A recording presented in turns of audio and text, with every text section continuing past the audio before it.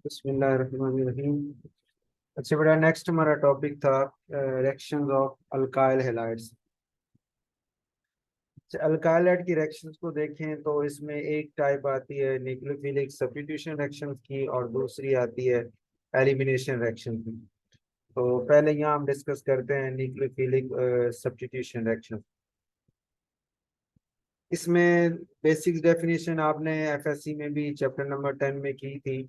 तो ये round about वही आपका ना SN1 और SN2 रिएक्शन बिल्कुल वही है। यहाँ जो सिर्फ एडिशनल चीज है ना वो ये है कि factors affecting these SN1 and SN2 reaction. ये फैक्टर्स एक नया टॉपिक है जो यहाँ पे आप इस लेवल पे डिस्कस करेंगे, और आपके पेपर के हवाले से भी very very important long question या शॉर्ट क्वेश्चन में ये मौजूद है। अच्छा, अब उसमें जनरल डेफिनेशन न्यूक्लियोफाइल क्या होता है कि कोई भी स्पीशीज जिसके पास लोन पेयर या इलेक्ट्रॉन मौजूद हो लोन पेयर की शक्ल में, तो उसे हम न्यूक्लियोफाइल कहते हैं। वो न्यूट्रल स्पीशी भी हो सकती है, और वो एक नेगेटिव चार्ज वाली स्पीशी भी हो सकती है जिसके ऊपर माइनस चार्ज हो। ठीक हो गया। जैसे ये नीचे आपको नजर आ रहे हैं, अमोनिया वाटर न्यूट्रल है लेकिन लोन पेयर के साथ है, तो लोन पेयर की वजह से ये न्यूक्लियोफाइल बने हुए हैं। ठीक हो गए। और ये जो आपके हैलोजेंस हैं क्लोराइड ब्रोमाइड, ठीक हो गया, ClBr, अब OH माइनस है, Cn माइनस, ये नेगेटिव आयन है, ये भी न्यूक्लियोफाइल है। माइनस, और इनके पास अगर आप इनके बैलेंस शेल के इलेक्ट्रॉन ड्रा करें तो इनके पास लोन पेयर बन जाएंगे। तो माइनस का मतलब ही ये एक अपना इलेक्ट्रॉन एक लिया हुआ तो वो लोन पेयर की शक्ल में इनके ऊपर मौजूद है। तो ये सारे न्यूक्लियोफाइल कहलाते हैं जो आगे अल्काइल हैलाइड के ऊपर अटैक कर सकते हैं। अच्छा, न्यूक्लियोफाइल आपका जिस अल्काइल हैलाइड के मालिक्यूल पे अटैक करता है उसको हम सबस्ट्रेट का नाम देते हैं, जिसके ऊपर न्यूक्लियोफाइल अटैक कर रहा है। और अटैक के बाद जो इसमें से हिस्सा रिमूव हो रहा है, निकल रहा है, जैसे यहाँ Br- निकल रहा है, उसको हम न्यूक्लियो लीविंग ग्रुप या न्यूक्लियोफ्यूज का नाम देते हैं। लिविंग ग्रुप भी कहते हैं, या उसका दूसरा नाम न्यूक्लियोफ्यूज भी है। ठीक हो गए।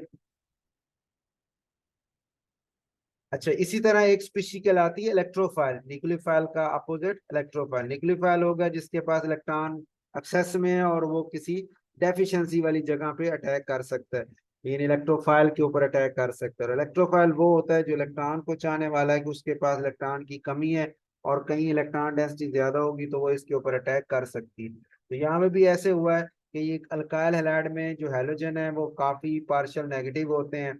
इलेक्ट्रोनेगेटिव होने की वजह से कार्बन पे पार्शियल पॉजिटिव चार्ज आ जाता है, वो इलेक्ट्रोफिलिक बन जाती है। इस वजह से न्यूक्लियोफाइल के लिए उस कार्बन के ऊपर अटैक करना आसान हो जाता है। ठीक हो गया। यहाँ इसने डेफिनेशन लिखी है कि न्यूक्लियोफिलिक सब्स्टिट्यूशन रिएक्शन क्या होते हैं, कि जिसमें एक न्यूक्लियोफाइल आके अल्काइल एड पे अटैक करता है और वहां से एक ग्रुप को रिमूव कर देता है। ऐसे रिएक्शंस को हम न्यूक्लियोफिलिक सब्स्टिट्यूशन रिएक्शंस का नाम देते हैं। ठीक हो गया। इसके बाद उसने ये अटैकिंग न्यूक्लियोफाइल, जिसने अटैक किया वो अटैकिंग न्यूक्लियोफाइल कहलाता है। जो निकला है वो लिविंग, क्योंकि वो भी माइनस चार्ज के साथ ही निकलता है तो वो भी न्यूक्लियोफाइल ही, लेकिन वो वीक न्यूक्लियोफाइल होता है। और जो स्ट्रॉन्ग न्यूक्लियोफाइल है वो आके वीक को उसके कंपाउंड में से निकाल देता है। तो इसलिए लिविंग ग्रुप को न्यूक्लियोफ्यूज का नाम भी दिया हमने, या लिविंग न्यूक्लियोफाइल भी बोला जाता है। अब इसमें हमारे पास दो मैकेनिज्म्स हैं, एक SN1 है और एक SN2 मैकेनिज्म है। SN2 मैकेनिज्म क्या है जी? इसमें आप हेडिंग्स चाहे बना लें, पॉइंट्स बना लें। ठीक हो गया। मैं इसमें ना एक तरतीब से ये आपको थोड़ा सा समझाता जाता हूँ। ये nucleophilic substitution by molecular reaction mechanism है, कि इसमें आपका स्टेप्स जो है वो एक ही स्टेप में ये रिएक्शन चलता है। मैकेनिज्म इसका ये होता है कि टेक्निकलीफाइल इस अल्फा कार्बन हेलो, वो कार्बन जिससे हेलोजन जुड़ा हो, यानी फंक्शनल ग्रुप जिस कार्बन से जुड़ा हो उसे हम अल्फा कार्बन कहते हैं। तो अल्फा कार्बन के ऊपर ये न्यूक्लियोफाइल आके अटैक करता है और वहां से आपका ये जो लिविंग ग्रुप है वो रिमूव होना शुरू हो जाता है। एक ही दम नहीं होता, ये दरमियान में ट्रांजिशन स्टेट से पास होता है। पुराना बांड आहिस्ता आहिस्ता टूटता जा रहा है और नया बांड आहिस्ता आहिस्ता बनता जा रहा है, और फिर ऐसा होता है कि प्रोडक्ट आपका बन जाता है और लिविंग ग्रुप वहां से रिमूव हो जाता है। ये मैकेनिज्म हो गया। ट्रांजिशन स्टेट का एक पॉइंट आ गया कि ट्रांजिशन स्टेट किसे कहते हैं, जिसमें पुराने बांड टूट रहे हैं, नए बांड बन रहे हैं एट द सेम टाइम, उसे हम नाम देते हैं न्यूक्लियोफाइल का, सॉरी ट्रांजिशन स्टेट का, जिसमें पुराने बांड टूट रहे हैं और नए बांड बन रहे हो, उस स्टेट को, उस हालत को हम नाम देते हैं ट्रांजिशन स्टेट का। फिर 100% इन्वर्जन ऑफ कॉन्फ़िगरेशन, कि आपका जो न्यूक्लियोफाइल अटैक करता है वो चूंकि करता है बैक साइड अटैक, यानी जिस साइड से लिविंग ग्रुप मौजूद है उसकी उल्टी साइड से उसने अटैक करना होता है, जिसकी वजह से जब ट्रांजिशन स्टेट में जाते हैं तो यहाँ पे ये कार्बन है sp3 हाइब्रिडाइजेशन, ठीक है, ये कार्बन क्या है sp3 हाइब्रिडाइजेशन में। लेकिन इस यहाँ पे ये sp2 है, तीन है ना ये, और इसका जो एक p ऑर्बिटल है वो इधर भी अटैच है और इधर भी, यहाँ वो बाण बनाता जा रहा है और इधर वो तोड़ता जा रहा है, ठीक हो गया। और जब प्रोडक्ट बनता है उसमें फिर वो sp3 हो जाता है। तो अब इस sp3 और इस sp3 की आप शक्ल देखें ना तो एक दूसरे से बिल्कुल अपोजिट लग रही है, यानी इस ब्रोमाइड इस राइट साइड पे है Br, और तीन हाइड्रोजन लेफ्ट साइड पे, लेकिन प्रोडक्ट में OH जो है वो लेफ्ट साइड पे और तीन हाइड्रोजन जो है वो राइट साइड पे चली गई है, तो उसका ये उल्ट शक्ल बन जाती है, ठीक है, ये आपका प्रोडक्ट बन गया। इसको हम बोलते हैं इन्वर्जन, की जो कन्फिगुरेशन है, जो शक्ल है वो उसकी उल्ट गई है, ठीक है, 100% इन्वर्जन का नाम दिया जाता है। मॉलिकुलरिटी इसकी 2 है। मॉलिकुलरिटी हम किसे कहते हैं कि number of molecules taking part in the rate determining step, और चूंकि ये रिएक्शन एक ही स्टेप में होता है, यही इसका रेट डिटरमिनिंग स्टेप है, तो इसलिए इसकी मॉलिकुलरिटी आपकी वो 2 बन जाती है, ठीक हो गया। उसके बाद है रेट इक्वेशन।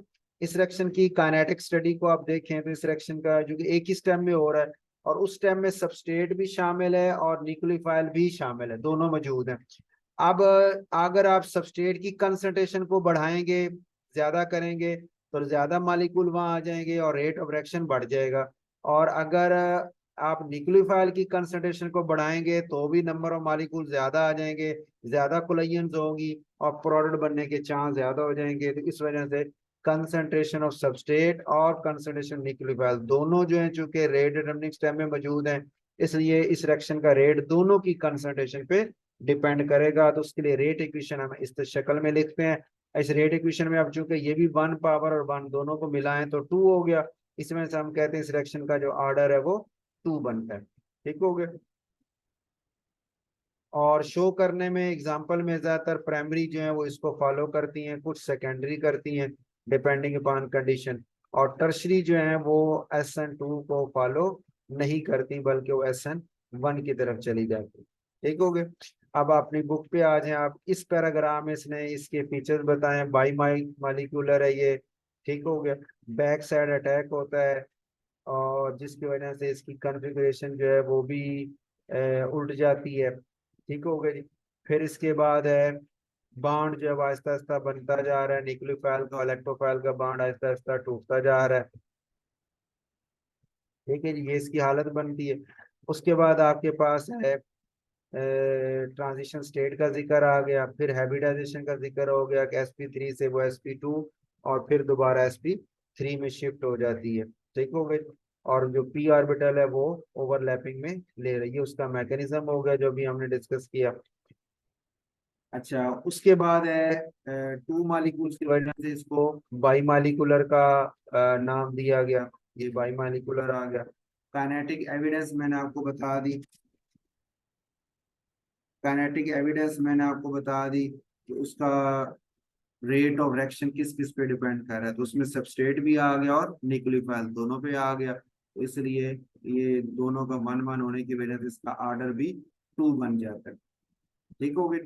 हाँ, एक इसमें स्पेशल केस है कि आप अगर ऐसा रिएक्शन हो जिसमें जो सॉल्वेंट है वो खुद ही न्यूक्लियोफाइल के तौर पे एक्ट कर रहा हो, जैसे ये अल्काइल हैलाइड था, वाटर इसमें सॉल्वेंट है एक्सेस में, सॉल्वेंट का मतलब वो एक्सेस में ज्यादा लिया हुआ है। तो आपने रिएक्शन ना फर्स्ट ईयर में भी पढ़े थे, काइनेटिक्स, केमिकल काइनेटिक्स वगैरह के हवाले से आपने बात की थी कि सर कई रिएक्शन ऐसे होते हैं कि जिनमें दिखने में दो रिएक्टेंट मौजूद हैं लेकिन एक रिएक्टेंट हो गया एक्सेस में, एक्सेस में होने की वजह से उसकी कंसंट्रेशन को आप कम या ज्यादा करें तो फर्क नहीं पड़ता क्योंकि वो बहुत सारे मालिक्यूल उसके वहां हैं। और जो दूसरा है उसकी कंसंट्रेशन कम ज्यादा करने से रेट ऑफ रिएक्शन पे फर्क पड़ता है। इसका मतलब आप रेट ऑफ रिएक्शन सिर्फ एक ही कंसंट्रेशन पे डिपेंड कर रहा है, दूसरी पे नहीं कर रहा, तो उस केस में ये रिएक्शन आपका फर्स्ट ऑर्डर में चला जाएगा, ठीक, इस ऐसे रिएक्शन को बोला जाता है Euclid pseudo first order. Pseudo का लफ्जी मतलब होता है फाल्स, मतलब दिखने में वो फर्स्ट नहीं लग रहा, दिखने में तो उसके दो रिएक्टेंट मौजूद है, लेकिन एक एक्सेस में होने की वजह से गायब हो गया, दूसरे पे डिपेंडेंस आ गई, इस वजह से वो स्यूडो फर्स्ट ऑर्डर रिएक्शन बन गया। ये उसका स्पेशल केस एक आप जिक्र कर सकते हैं। स्टीरियो केमिकल एविडेंस की अभी मैंने बात की कि बैक साइड अटैक होने की वजह से जो कन्फिगरेशन है प्रोडक्ट की वो आपकी रिएक्टेंट की निस्बत से उल्ट है। उल्ट का मतलब ये है कि अभी आपने पीछे स्टीरियो केमिस्ट्री वाले चैप्टर में भी डिस्कस किया था, कन्फिग्रेशन का उल्ट जाने का मतलब ये है कि अगर ये लाइट को आपका ऑप्टिकली एक्टिव कंपाउंड जो अगर है, तो लाइट को अगर ये लेफ्ट पे मोड़ता है तो ये वाला जो उसकी कन्फिग्रेशन उल्ट गई है वो उसको राइट पे मोड़ देगा, उल्ट देगा, ठीक, इन्वर्ट हो जाएगा, कन्फिग्रेशन उसकी रिवर्स हो जाएगी। ठीक हो गया, इसलिए इसको बोलते हैं इन्वर्जन ऑफ कॉन्फ़िगरेशन, या वाल्डन इन्वर्जन का नाम भी दिया जाता है। ठीक हो गया, इसका मतलब कि आपकी जो ऑप्टिकली एक्टिव कंपाउंड है, जैसे ये देखें ना, ये वाला कंपाउंड है कि इसमें ये कार्बन के ऊपर एक दो तीन चारों डिफरेंट ग्रुप लगे हैं, ये कायरल कार्बन है, ये ऑप्टिकली एक्टिव कंपाउंड है।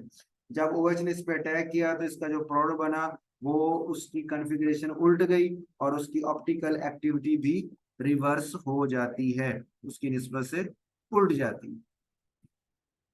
ठीक हो गई।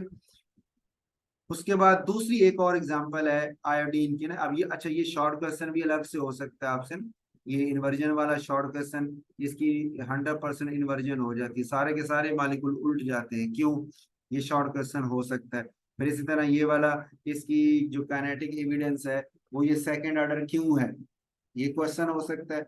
और ये भी हो सकता है कि कुछ ऐसे भी रिएक्शन है जो वो केस बताएं कि जिसमें वो हैं तो SN2 को फॉलो करते लेकिन वो हैं फर्स्ट ऑर्डर, उसमें फिर आप ये सॉल्वेंट वाले की बात करेंगे।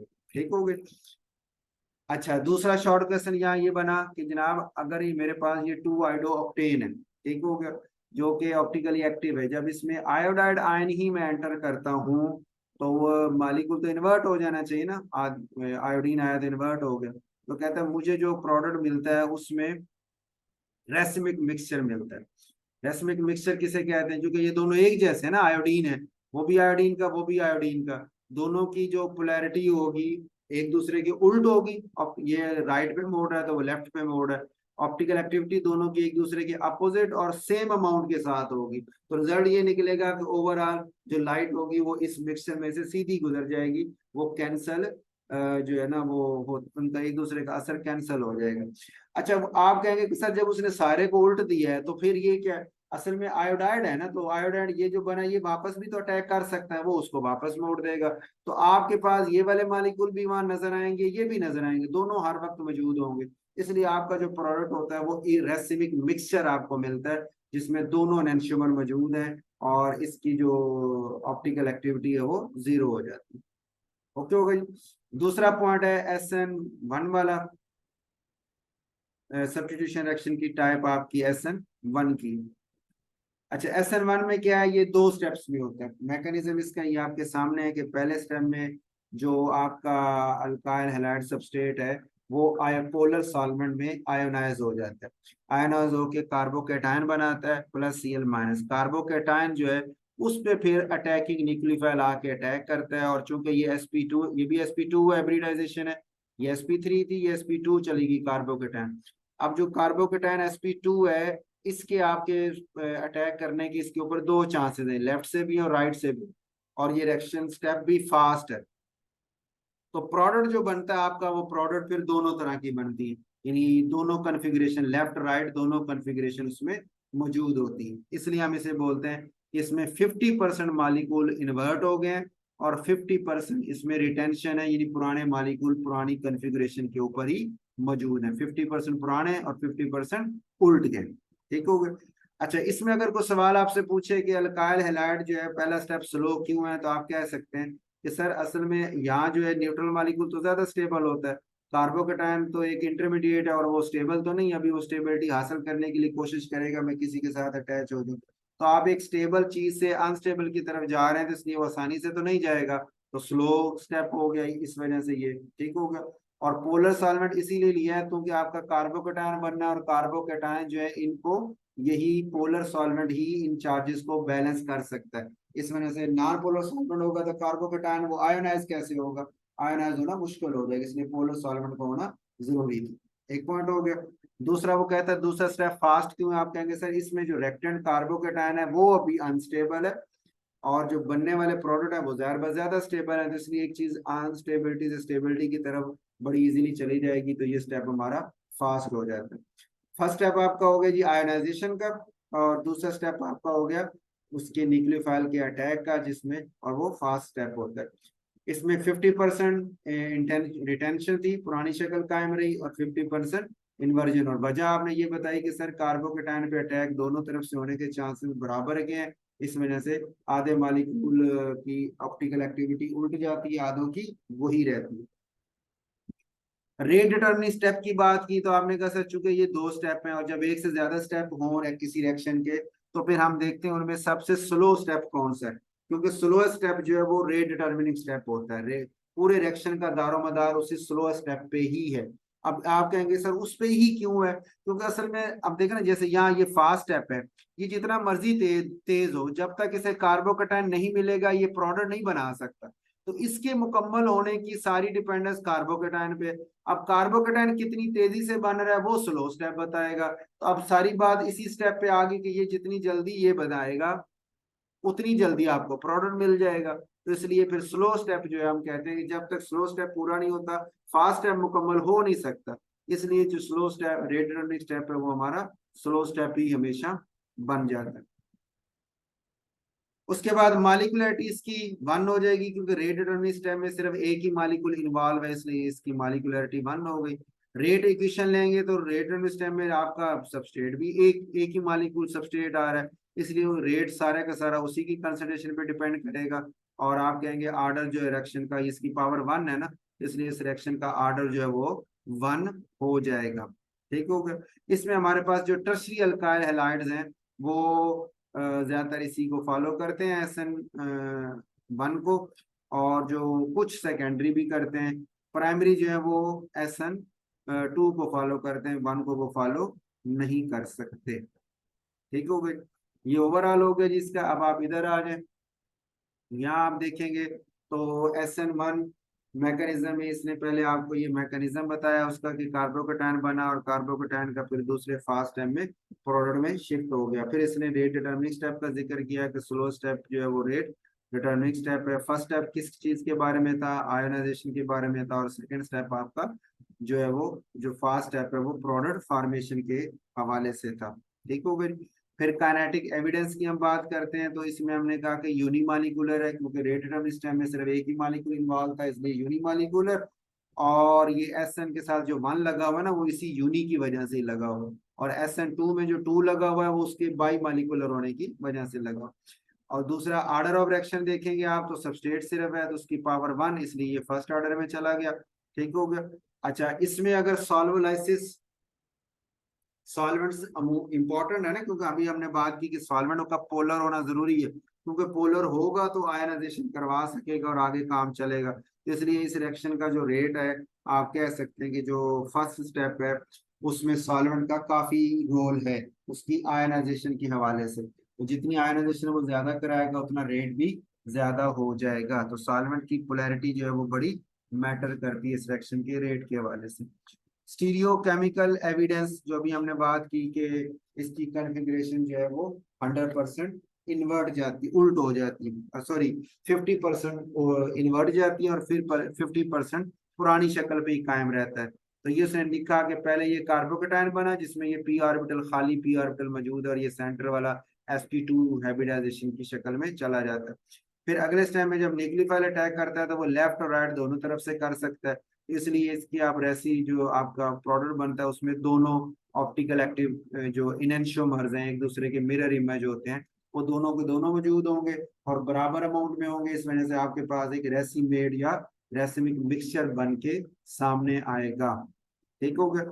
एक और शॉर्ट क्वेश्चन इसमें आपने देखना है, वो आपसे कहता है ये कंपाउंड है, इसकी जब मैं ये SN2 रिएक्शन करवाता हूँ तो प्रोडक्ट मुझे ब्रोमीन यहाँ से गई ना हैलोजन, तो यहीं पे OH आके जुड़ना चाहिए था न्यूक्लियोफाइल को, लेकिन प्रोडक्ट हमें ये इस तरह का मिलता है जिसमें न्यूक्लियोफाइल यहाँ पे जुड़ा हुआ है। CH2 जो था कॉर्नर वाला उसकी बजाय उस सेंटर वाली कार्बन पे आके जुड़ा पड़ा है। तो फिर हम उसे कहते हैं कि असल में आपका बना ना कार्बोकेटायन बना था ना इसके मैकेनिज्म में। तो कार्बोकेटायन में ये खासियत है कि वो स्टेबिलिटी की तरफ जाता है, प्राइमरी सेकेंडरी या टर्शरी की तरफ मूव कर जाता है हाईली स्टेबल होने के लिए। तो यहाँ भी यही हुआ है कि CH3 ग्रुप शिफ्ट हो गया CH2 के ऊपर और प्लस चार्ज शिफ्ट हो गया इस कार्बन के ऊपर जो कि टर्शरी कार्बन कार्बन थी। तो इस वजह से ये टर्शरी कार्बोकेटायन बन गया जो ज्यादा स्टेबल है। अब आपका न्यूक्लियोफाइल जब आएगा तो इसी जगह पे अटैक करेगा और आपको प्रोडक्ट इसी टर्शरी कार्बोकेटायन के हवाले से ही मिल जाती है। ठीक हो गई। उसके बाद हमारे पास है इसके फैक्टर्स जो SN1 और SN2 रिएक्शंस को अफेक्ट करने वाले हैं इसके रेट में। ये आप मैं उस वक्त जिक्र कर रहा था शुरू में कि ये पीछे हमने बातें की हैं वो ऑलमोस्ट वही हैं जो आप MSc में पढ़ आए हैं, सिवाय इसके कि ऑप्टिकल एक्टिविटी के हवाले से जो बातें ये थोड़ी एडिशनल हो गई। बाकी फैक्टर्स अफेक्टिंग SN1 SN2 के रेट जो हैं इनको कौन कौन से फैक्टर पे ये डिपेंड करते हैं। तो ये वाला क्वेश्चन जो है ये यहीं पे है आपका इस लेवल पे और पेपर के हवाले से इम्पोर्टेंट भी है। फैक्टर्स में पहला हम बात करते हैं effect of the structure of the substrate. ठीक है, इसमें अभी आप पीछे जिक्र कर रहे हैं कि हमारे पास जो SN2 है वो प्राइमरी अल्काइल हाइड्राइड है वो SN2 रिएक्शन शो करते हैं और जो टर्शरी है वो SN1 शो कर रहे होते हैं। ठीक हो गया, रिवर्स नहीं। यहाँ पे आपने यही बताना है कि जो सबस्ट्रेट है अगर वो टर्शरी अल्काइल हैलाइड है, ठीक हो गई ना, SN2 की उसने लिखा है SN2 के लिए मिथाइल ज्यादा शो करेगा, प्राइमरी सेकेंडरी और टर्शरी की शो करने की बहुत सलाहियत कम है।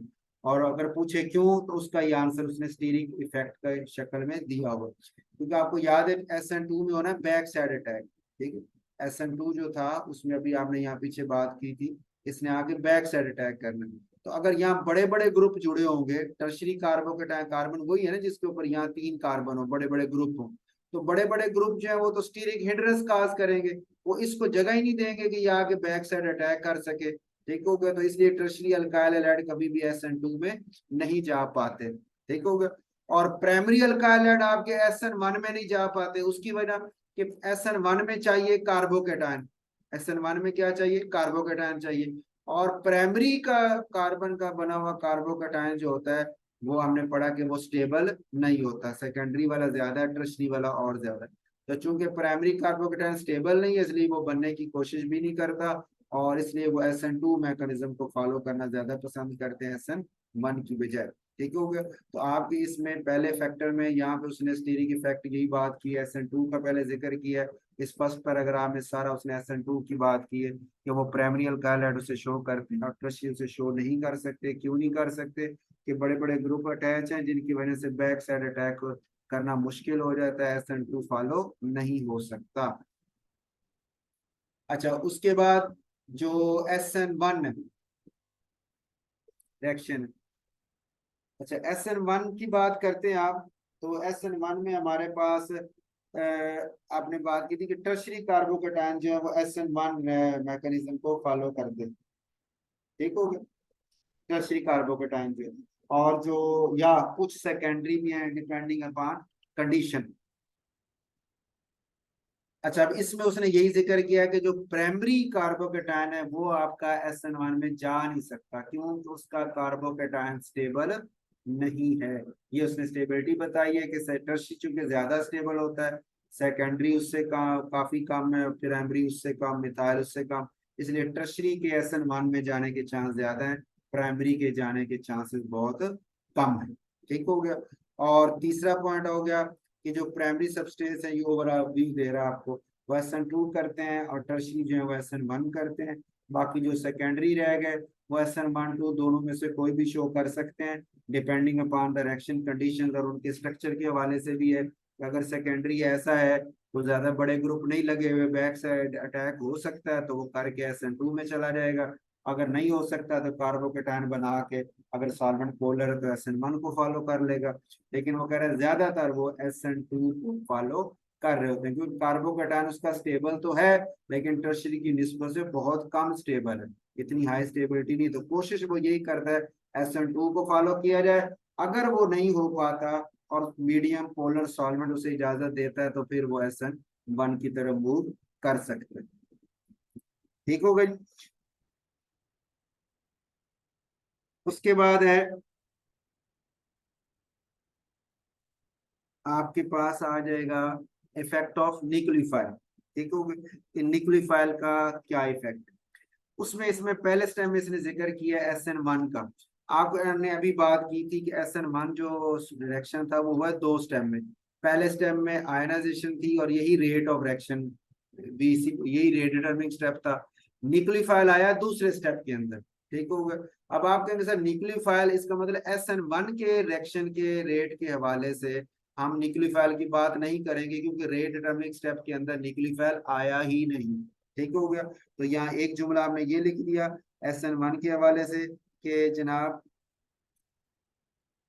आपका जो SN1 है वो न्यूक्लियोफाइल पे डिपेंड करता ही नहीं, SN2 करेगा क्योंकि SN2 था आपका ये वाला रिएक्शन जो एक ही स्टेप में हो रहा था ना, एक उसमें न्यूक्लियोफाइल भी आ रहा था और सबस्ट्रेट दोनों आ रहे थे। तो न्यूक्लियोफाइल की कंसंट्रेशन, न्यूक्लियोफाइल की नेचर पे SN2 की डिपेंडेंस आएगी। तो इसने यहाँ पे यही जिक्र किया है। पहले स्टेप पैराग्राफ में इसने SN1 का बताया कि न्यूक्लियोफाइल का उसका पे उसके कोई असर नहीं है, और दूसरे में उसने SN2 का बताया कि इसके रेडियल स्टेप में चूंकि न्यूक्लियोफाइल मौजूद था इसलिए न्यूक्लियोफाइल की कंसंट्रेशन के बढ़ाने से SN2 का रिएक्शन या न्यूक्लियोफाइल की नेचर जो है उस पे SN2 जो है वो डायरेक्टली डिपेंड करेगा। अब उसने आगे लिखा है कि ये SN2 जो है वो एक तो कंसंट्रेशन ऑफ न्यूक्लियोफाइल के डायरेक्टली प्रोपोर्शनल, जितनी कंसंट्रेशन ज्यादा होता है ना उसका रेट भी ज्यादा हो जाएगा। ठीक हो गया। दूसरा न्यूक्लियोफिलिक जो उसकी पावर है उस पर भी डिपेंड है। एक अच्छा न्यूक्लियोफाइल है तो वो SN2 रिएक्शन जल्दी फास्ट करेगा, और अगर एक वीक न्यूक्लियोफाइल है, अच्छा न्यूक्लियोफाइल नहीं है, तो उसका फिर रेट ऑफ रिएक्शन जो है वो इतना ज्यादा तेज नहीं होगा। यहाँ पे उसने ये एक जुमला ये लिख के कि न्यूक्लियोफिलिसिटी जितनी ज्यादा उतना SN2 रिएक्शन भी फास्ट, न्यूक्लियोफिलिसिटी या न्यूक्लियोफिलिक कैरेक्टर कम अगर है तो SN2 रिएक्शन भी स्लो हो जाएगा। अब अगली बात आती न्यूक्लियोफिलिसिटी क्या है, किस पे डिपेंड करती है, किसकी ज्यादा किसकी कम। तो यहाँ पे वो क्या एक जुमला उसने लिखा है कि जितने भी आपके न्यूक्लियोफाइल होते हैं, न्यूक्लियोफाइल होते हैं वो बेसिक इन नेचर भी होने चाहिए। वजह क्या है, असल में बेसिसिटी और न्यूक्लियोफिलिसिटी में फर्क ये होता है कि न्यूक्लियोफिलिसिटी का मतलब ये होता है कि न्यूक्लियोफाइल ने आके अटैक करना है किसके ऊपर, कि टू कार्बन, इलेक्ट्रॉन पेयर उसने डोनेट करना है कार्बन को, उसे हम न्यूक्लियोफाइल कहते हैं। और बेसिसिटी क्या होती है कि उसने इलेक्ट्रॉन H+ आयन को गेन करना है, अपने साथ अटैच करना है, उसको हम नाम देते हैं कि ये उसका बेसिसिटी है, बेसिक करेक्टर। ठीक हो, H+ गेन करना बेसिक करेक्टर, लूज करना एसिड होता है ना, उल्टा H+ आयन गेन करना बेसिक करेक्टर हो गया, और किसी भी इलेक्ट्रोफिलिक कार्बन के ऊपर अटैक करना ये न्यूक्लियोफिलिक करेक्टर हो गया। अब वो कह रहे हैं न्यूक्लियोफिलिसिटी और बेसिसिटी ये हमेशा पैरेलल नहीं होते, यानी ऐसा नहीं है जो स्ट्रॉन्ग न्यूक्लियोफाइल है वो स्ट्रॉन्ग बेस भी होगा, ये जरूरी नहीं है, बल्कि ये एक दूसरे के उल्ट भी चलते हैं। ये नीचे उसने उसी की एग्जांपल दी है। मतलब पहला पॉइंट उसने लिखा है कि जो चार्ज आपका न्यूक्लियोफाइल है यानी OH- जैसे है, ये भी न्यूक्लियोफाइल है, H2O लोन पेयर की वजह से ये भी है। लेकिन जो चार्ज वाला न्यूक्लियोफाइल होता है वो न्यूट्रल से हमेशा स्ट्रॉन्गर होता है, क्योंकि चार्ज वाला अनस्टेबल है ना, उसने अपने आप को स्टेबल करना है, चार्ज को बैलेंस करना है, तो रिएक्शन को बड़ा फास्ट करेगा, जल्दी करेगा। अच्छा, दूसरे नंबर पे ग्रुप ऑफ न्यूक्लियोफाइल्स को आप देखें तो उसमें अगर एक ही न्यूक्लियोफाइल वाला एटम सेम हो तो फिर न्यूक्लियोफिलिसिटी जो है और बेसिसिटी ये एक जैसी ही रहती है। मतलब RO- HO- से ज्यादा बेहतर न्यूक्लियोफाइल है, इसी तरह RCO- उससे बहुत कम है, ROH उससे कम है, और वाटर उससे भी कम है। अब ये आर्डर उसने बताया न्यूक्लियोफिलिसिटी का, और बेसिसिटी का आर्डर भी बिल्कुल यही है, दोनों सेम ही जा रहे होते हैं। जब आपकी न्यूक्लियोफाइल जो एटम सेम हो, एक ही है, जैसे ना सब में ऑक्सीजन है ना सब में, जो जिसने न्यूक्लियोफाइलिक करेक्टर या बेसिक करेक्टर शो करना है, तो ऑक्सीजन एटम जब सब में सेम है तो इसलिए वो कह रहा है उसकी न्यूक्लियोफिलिसिटी का आर्डर और बेसिसिटी का आर्डर राउंड अबाउट रहते हैं, सेम रहते हैं। उतना उसका जो है ना उन दोनों में न्यूक्लियोफिली में और बेसिसिटी में फर्क नहीं। मतलब आर ओ माइनस अगर स्ट्रॉन्ग न्यूक्लियोफाइल है तो R O minus strong base भी है। ठीक हो गया, ऑर्डर न्यूक्लियोफिलिसिटी का भी यही, बेसिसिटी का भी यही। तीसरा पॉइंट है, अगर डिफरेंट एटम हो तो फिर डिफरेंट एटम्स में आपको याद होगा फर्स्ट सेमेस्टर में भी हमने थोड़ी सी डिस्कशन की थी इस हवाले से ना, न्यूक्लियोफिलिक करैक्टर के हवाले से, एसिडिटी बेसिडिटी के हवाले से भी बात आई थी, प्रोटॉन लेने टेक करने वाले, उसमें भी हमने पीरियड और ग्रुप का जिक्र किया था। ठीक होगा, तो यहाँ पे अब यही बात है कि जब आप मूव करते हैं ना, अब ये जैसे नाइट्रोजन ऑक्सीजन, फिर नाइट्रोजन, फिर ये फ्लोरीन है, फिर ऑक्सीजन वाले हैं, मतलब नेगेटिव वाले पहले हैं, न्यूट्रल वाले बाद में। ठीक हो गया, उसके बाद फिर आर माइनस ये नेगेटिव चार्ज वाले कार्बन के साथ जो है ये वाले, इनका न्यूक्लियोफिलिक करैक्टर न्यूक्लियोसिटी का ऑर्डर जरा डिफरेंट बन जाता है। अच्छा, इसमें अगर आप कंपेयर करें तो कहते हैं whose attacking atom is the same row of the periodic table. Period में एक ही पीरियड में आप चल रहे हो, तो पीरियड में जब आप मूव करते हैं ना लेफ्ट से राइट, तो न्यूक्लियोफिलिसिटी जो है वो कम हो, देखो नाइट्रोजन है 5वें पीरियड में, ऑक्सीजन है 6ठे पीरियड में, कम हो गई ना। ठीक हो गया, इसी तरह फ्लोरीन को देखेंगे एफ माइनस, तो वो 7वें पीरियड में, तो यानी एक ही पीरियड में बात 7वें ग्रुप में, तो एक ही पीरियड में हो, पीरियड एक ही है, ये 5वां ग्रुप है, ऑक्सीजन का 6ठा ग्रुप है, फ्लोरीन का 7वां ग्रुप है, एक ही पीरियड में मौजूद है, लेकिन ग्रुप आप लेफ्ट से राइट मूव कर रहे हैं, तो कह रहे हैं इस तरह फिर न्यूक्लियोफिलिसिटी कम होती जाती है और बेसिसिटी बढ़ती जाती है। न्यूक्लियोफिलिसिटी कम होती जा रही है क्योंकि साइज छोटा होता जा रहा है, और जो साइज छोटा होने का मतलब लोन पेयर जो है वो न्यूक्लियस के करीब हो गया, तो उसका दूसरों पे अटैक करना मुश्किल हो जाएगा। ठीक है, साइज छोटा होने की वजह से। और जो आपका, अच्छा साइज जितना छोटा हो फिर उसके लिए H प्लस आयन चार डेंसिटी उसकी ज्यादा होगी ना, तो छोटे साइज पे ज्यादा इलेक्ट्रॉन डेंसिटी इकट्ठी हो जाए तो हम कहेंगे चार डेंसिटी ज्यादा होगी।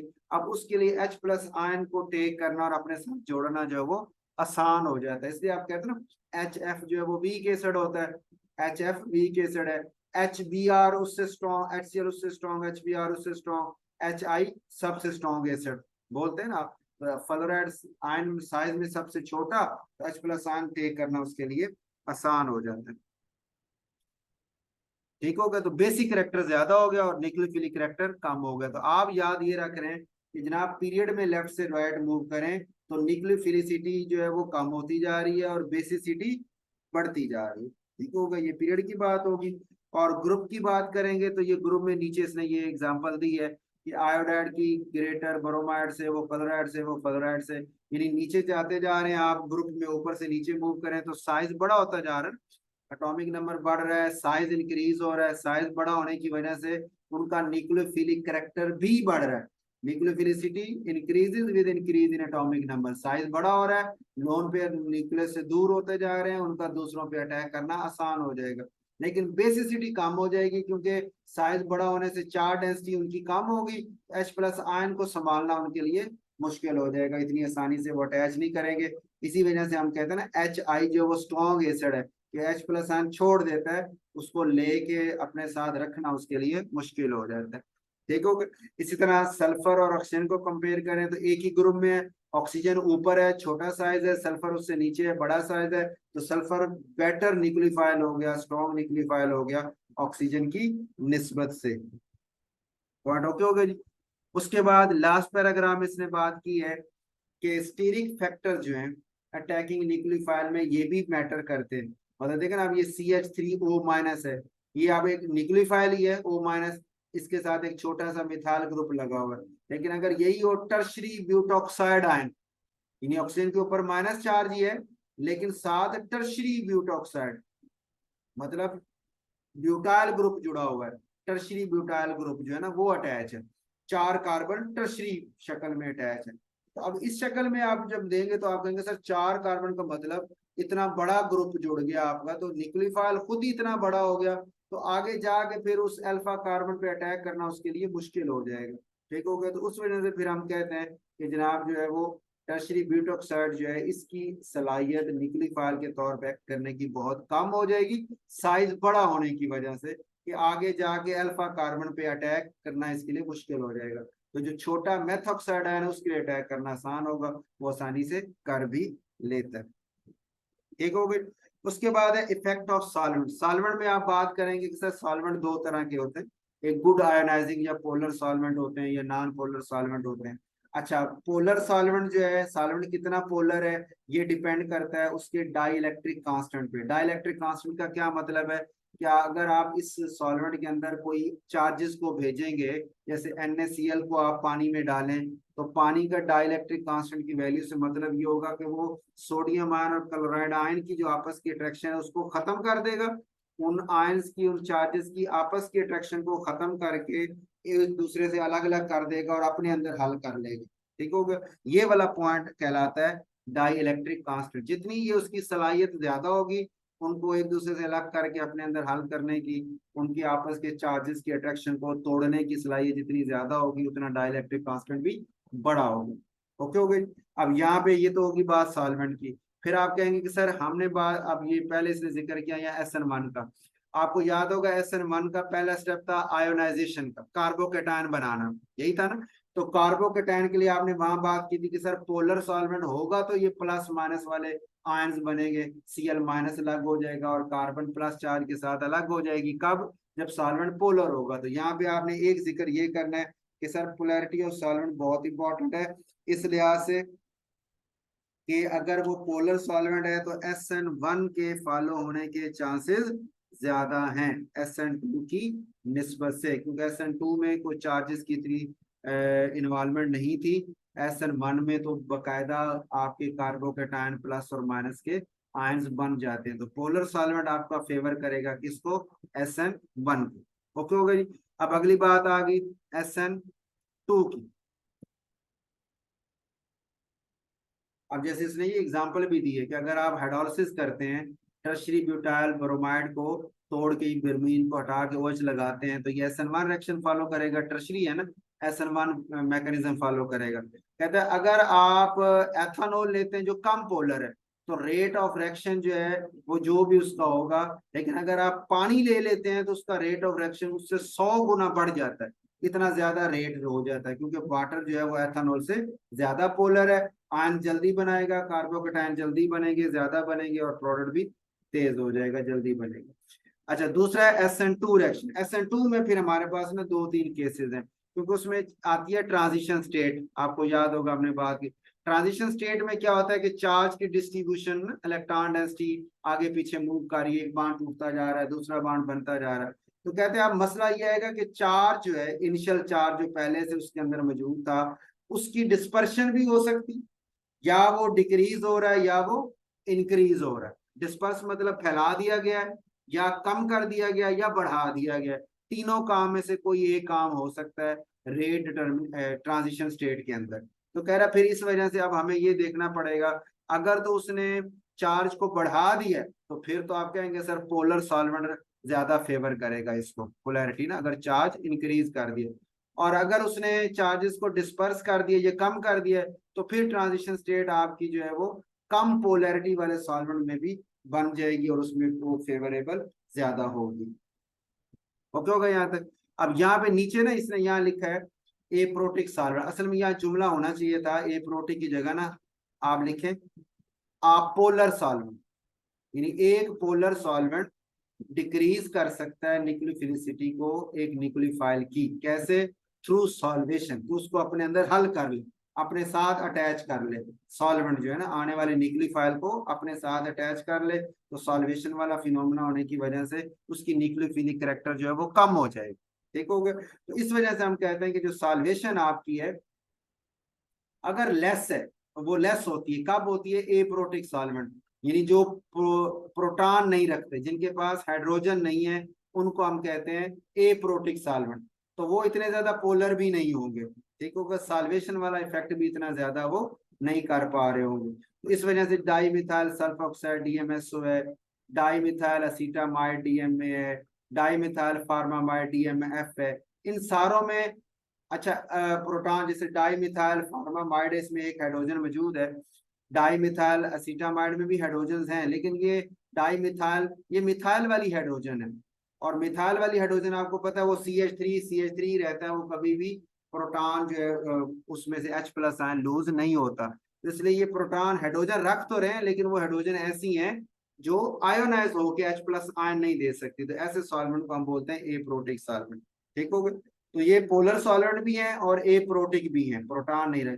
और जिनके पास प्रोटॉन हो, जैसे वाटर प्रोटॉन दे सकता है, एथेनॉल H प्लस दे सकता है, उनको फिर प्रोटिक सॉल्वेंट का नाम दिया जाता है। तो यहाँ पे वो बात ये करना चाह रहा है कि आप इस रिएक्शन करवाने के लिए, SN2 रिएक्शन करवाने के लिए आप एप्रोटिक सॉल्वेंट को इस्तेमाल कर सकते हैं।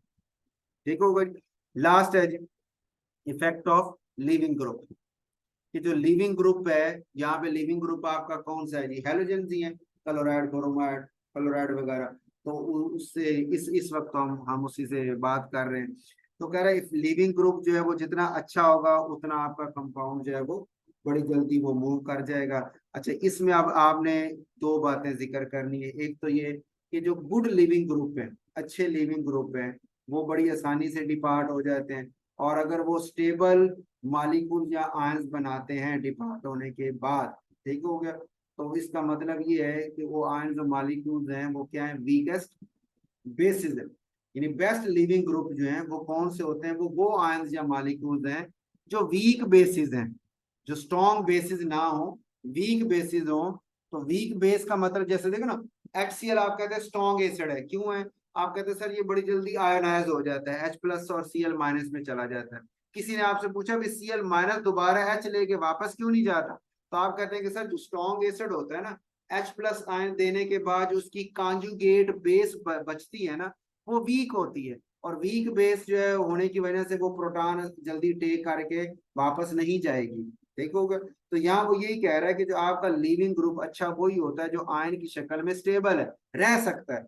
और वो बड़ी आसानी से उस ग्रुप से का जो आपका सबस्ट्रेट है वहां से वो निकल भी जाएगा, क्योंकि वो आयन की शक्ल में रह सकता है। ठीक हो गया। तो वो जो रह सकता है तो फिर हम कहेंगे कि वो बेसिक करेक्टर में वो फिर वीक बेस होगी। ठीक हो गया। तो आप यहाँ इसलिए लिखें कि गुड लिविंग ग्रुप कौन से हैं। एक पॉइंट आपका आ गया कि हेलाइड आयन है या conjugate basis of strong acid. जैसे देखो ना, ये RSO3 माइनस एक strong acid, H2SO4 strong acid होता है। ठीक है, तो ये स्ट्रॉन्ग एसिड की कॉन्जुगेट बेसिस हैं, तो ये गुड लिविंग ग्रुप कहलाएंगी। ठीक हो गया। जो वीक बेस होगी होगी तो वो फिर वीक बेस जो हो जाएगी तो वो गुड लिविंग ग्रुप बन जाएगी। ये एक आपका मेन पॉइंट हो गया, एग्जांपल भी यहाँ आ गई। दूसरा, आप उसने बात SN1 और SN2 की आप जिक्र कर रहा है कि SN1 और 2 का क्या ताल्लुक। तो हम कहते हैं कि जनाब SN1 और 2 दोनों का जो रेट डिटरमिनिंग स्टेप है उसमें लिविंग ग्रुप मौजूद है। SN1 हालांकि दो स्टेप में होता है, लेकिन पहला स्टेप जो कार्बोकेटायन बनाने वाला है उसमें लिविंग ग्रुप का आयोनाइज होना होता है, उसमें भी लिविंग ग्रुप आ गया। और SN2 वैसे ही एक स्टेप में होता है, उसमें भी लिविंग ग्रुप आ गया। तो दोनों जो है अब लिविंग ग्रुप के ऊपर डिपेंड कर रहे होते हैं, दोनों के रेट ऑफ रिएक्शन। ठीक हो गई। अब अगली बात आएगी, जो जितना अच्छा लिविंग ग्रुप होगा वो SN1 को फॉलो करने जा रहे हैं या SN2 को फॉलो करने जा रहे हैं, रेट ऑफ रिएक्शन उतना ज्यादा ही आपका तेज हो जाएगा। जितना अच्छा लिविंग ग्रुप उतना रेट फास्ट हो जाएगा। जो SN1 और SN2 में के हवाले से कोई इसमें फर्क इतना खास नहीं बनता। हाँ, एक पॉइंट आप कह सकते हैं, जैसे यहाँ इसमें लिखा हुआ है कि लिविंग ग्रुप की स्टेबिलिटी है, जैसे ये FPHO माइनस ज्यादा स्टेबल था लिविंग ग्रुप, क्योंकि माइनस चार्ज इस बेंजीन के ऊपर रेजोनेंस में स्टेबल हो जाता है, RO माइनस नहीं होता, तो इस वजह से ये गुड लिविंग। अब ये यही आपसे शॉर्ट क्वेश्चन पूछा जा सकता है कि PHO minus good leaving group है, RO माइनस क्यों नहीं है, तो आप उसे जवाब दे रहे हैं कि जनाब इसमें माइनस चार्ज इसने रेजोनेंस में स्टेबल हो जाता है, इसलिए बड़ी आसानी से ये माइनस आयन बना लेता है, और जहाँ जुड़ा है वहां से आसानी से हट भी जाता है, इसलिए गुड लिविंग ग्रुप है। और ये इतनी आसानी से नहीं हटेगा, इसलिए ये इतना अच्छा लिविंग ग्रुप नहीं कहलाएगा। ठीक हो गई, एक पॉइंट होगी। और लास्ट में SN1 और SN2 में थोड़ा सा फर्क है कि SN2 को पावरफुल न्यूक्लियोफाइल नहीं चाहिए। क्यों नहीं चाहिए, कि SN1 का जो रेट डिटरमिनिंग स्टेप है ना पहला, उसमें न्यूक्लियोफाइल आया ही नहीं था। उसमें आपको याद होगा कि उसमें लिविंग ग्रुप निकल गया और आपका वो अल्काइल हैलाइड जो है वो यानी कार्बोकेटायन बन गया था, तो स्ट्रॉन्ग न्यूक्लियोफाइल उसको नहीं चाहिए थे। ठीक हो गए। ये वाला पॉइंट वैसे आना चाहिए उसके अंदर ना आपका, वो न्यूक्लियोफाइल ना, वहां पे भी ये पॉइंट आप मेंशन कर सकते हैं। ये पावरफुल न्यूक्लियोफाइल SN1 को नहीं चाहिए, ठीक हो गया। और SN2 को न्यूक्लियोफाइल पावरफुल चाहिए। और दूसरा गुड लिविंग ग्रुप वो SN1 को भी चाहिए, और गुड लिविंग ग्रुप SN2 को भी चाहिए। वो दोनों में था जो हमने बात की, ठीक हो गए। लास्ट में इसने यहाँ पे ना टेबल बनाया जिसमें SN1 SN2 के उसने ना डिफरेंसेस दिए हैं। तो जितनी हमने डिस्कशन की है, जैसे ये SN1 था 2 स्टेम में, वो 1 स्टेम में, ठीक है, उसकी मॉलिक्यूलरिटी 1 थी, इसकी मॉलिक्यूलरिटी 2 थी, ठीक हो गया। ये कार्बोकेटायन बनाता है, वो नहीं बनाता, वो ट्रांजिशन स्टेट नहीं बनाता, ये ट्रांजिशन स्टेट बना रहा है। इसका रेट इक्वेशन ये है, उसकी रेट इक्वेशन 2 पे डिपेंड है। ये फर्स्ट ऑर्डर है, वो सेकंड ऑर्डर है, एंड सो ऑन, इस तरह ये जो। और इस तरह इन्वर्जन के वाले से SN1 जो था उसमें रेसिमिक मिक्सचर बनता है, और SN2 जो है उसमें 100% कन्फिग्रेशन जो होती है वो उल्ट जाती है, ठीक हो गया। SN1 में था कि टर्शरी ज्यादा रिएक्टिव होते हैं, फिर सेकेंडरी प्राइमरी वगैरह चलते हैं। और इसमें उल्ट है, इसमें मिथाइल ज्यादा SN2 को फॉलो करते हैं, फिर प्राइमरी, फिर सेकेंडरी, और एंड पे टर्शरी की बारी आती है अगर वो करे तो, ठीक हो गए। तो यहाँ तक सब्स्टिट्यूशन रिएक्शन आपकी मुकम्मल हो जाती है।